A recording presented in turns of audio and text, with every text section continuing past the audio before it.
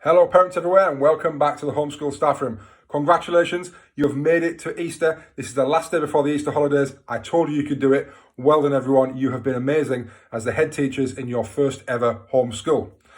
Today I wanted just to talk to you about things that you can keep doing over Easter, even though we're telling our students and our children to down tools and have that Easter break that they and you both deserve.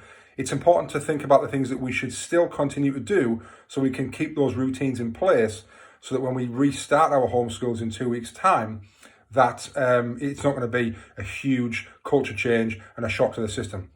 So what are those things? Well, firstly, things like body clock. If we can try and keep the body clock as close to what it would normally be. I'm not saying it needs to be up exactly at the same time in the morning and going to bed at exactly the same time, but keeping that body clock as close as we can. As we said previously, it's going to massively help when you want to get them back into that in 2 weeks' time.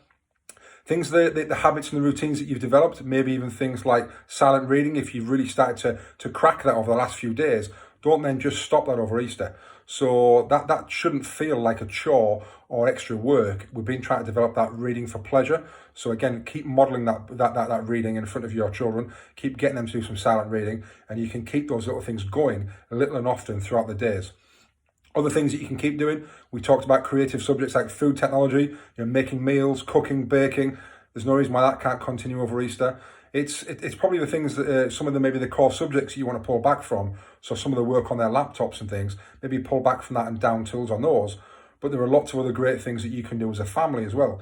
It may be that you want to sit and watch a film together. You might want to watch some kind of semi-educational documentaries together. Maybe things like David Attenborough, things that he does, those documentaries that would support things like geography.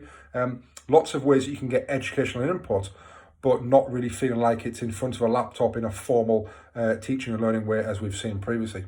So keep those things going.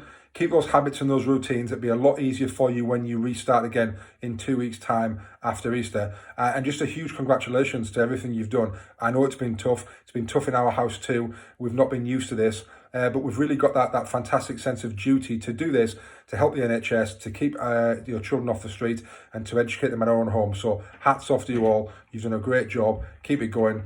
And if this is the first time you've seen any of these videos, there have been 11 previous ones. So feel free to go back and look at any of the other videos.